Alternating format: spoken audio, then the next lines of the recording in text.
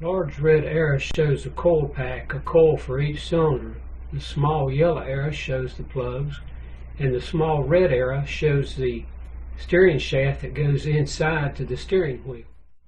I'll be doing a repair on this steering shaft assembly because it was making a noise, and the cure for it is to keep it greased, and in order to do that we'll have to drill that shaft, remove it and drill it and put a grease fitting in it so it won't have to be taken out every time. This photo shows where the steering shaft has been removed. The large yellow arrow shows the splined shaft that goes up to the steering wheel. The red arrow shows a hole in the dash that will be covered by a boot once this shaft is put back in place. The local dealer has stated that greasing this shaft will cure the noise that it makes. And so we're going to put a grease fitting in it where you don't have to take the shaft out every 15 or 20,000 miles and grease it. We'll just be able to grease it in the truck. This isn't a safety issue, it's just a noise issue. Here's an updated insert. There may be a new shaft available for this from the dealer. I think eventually they're going to have a recall on this, so you might want to check with the dealer before you go to all this trouble. Okay, we talked about this steering shaft issue. Now here's the shaft that'll have to be modified. I've drilled it, put a grease fitting in it where the yellow arrow is. Where the large arrow is, I've blocked it off with an epoxy compound called JB Weld. Before you epoxy that, there's a small U-shaped clip that goes in there to support the bolt hole. You need to remove that clip and turn it around. You'll see what I mean when you get it out. And you need to clean and sand these parts so that the epoxy will adhere. I want to insert a disclaimer in this. Do this modification at your own risk. Now, I use this truck every day. My kids drive this truck, and I have no fear about doing this modification, but use your own judgment. Make sure that this bolt hole is clear before you epoxy. And also, don't forget to put your boot back on this shaft before you put the shaft back in the vehicle. I did. That will enable the grease. This shaft was hollow, and without this blockage, the grease would just go down into the other tube. But this blockage will enable that grease to be forced back up through the splines. The small red arrow shows the bolt that holds the two shafts together. Here are the two steering shafts. The upper one is collapsible in case of a wreck, and the large arrow shows the convoluted part of the tube that can collapse in an accident. The small red arrow to the left shows where the universal joint on this shaft bolts on to the steering box.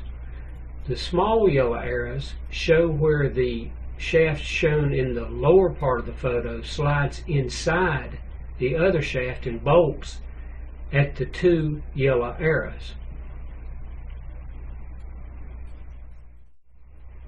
The black portion of the lower shaft is splined inside and slides over the shaft that I have shown you previously that goes up to the steering wheel. And then the large black shaft at the top goes from that shaft down to the steering box. It's in the splined area of this shaft.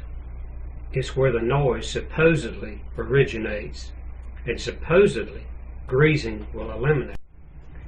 Doing this modification did fix this truck, did remove the noise, but I also want to add that you really need to leave your boot loose while you grease this so you can see the grease come out the end of the shaft and maybe wipe the surplus away before you put the boot back on. Well, the grease, this shaft was hollow, and without this blockage the grease would just go down into the other tube. But this blockage will enable that grease to be forced back up through the splines. The small red arrow shows the bolt that holds the two shafts together. Here are the two steering shafts. The upper one is collapsible in case of a wreck, and the large arrow shows the convoluted part of the tube that can collapse in an accident. The small red arrow to the left shows where the universal joint on this shaft bolts on to the steering box. All on this, so you might want to check with the dealer before you go to all this trouble. Okay, we talked about this steering shaft issue. Now here's the shaft that'll have to be modified. I've drilled it, put a grease fitting in it where the yellow area is. Where the large area is, I blocked it off with an epoxy compound called JB Weld. Before you epoxy that, there's a small U-shaped clip that goes in there to support the bolt hole. You need to remove that clip and turn it around. You'll see what I mean when you get it out. And you need to. Large red arrow shows a coil pack, a coil for each cylinder. The small yellow arrow shows the plugs, and the small red arrow shows the steering shaft that goes inside to the steering wheel.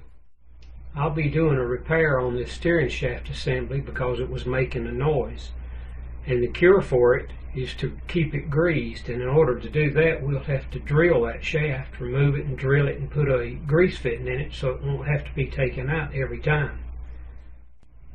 This photo shows where the steering shaft has been removed. The large yellow arrow shows the splined shaft. Clean and sand these parts so that the epoxy will adhere. I want to insert a disclaimer in this.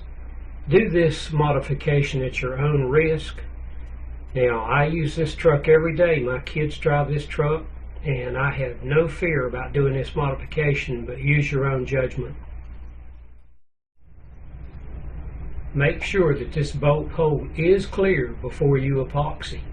And also, don't forget to put your boot back on this shaft before you put the shaft back in the vehicle. I did. That will enable that goes up to the steering wheel. The red arrow shows a hole in the dash that will be covered by a boot once this shaft is put back in place. The local dealer has stated that greasing this shaft will cure the noise that it makes. And so we're going to put a grease fitting in it where you don't have to take the shaft out every 15 or 20,000 miles and grease it. We'll just be able to grease it in the truck. This isn't a safety issue, it's just a noise issue. Here's an updated insert. There may be a new shaft available for this from the dealer. I think eventually they're going to have a recall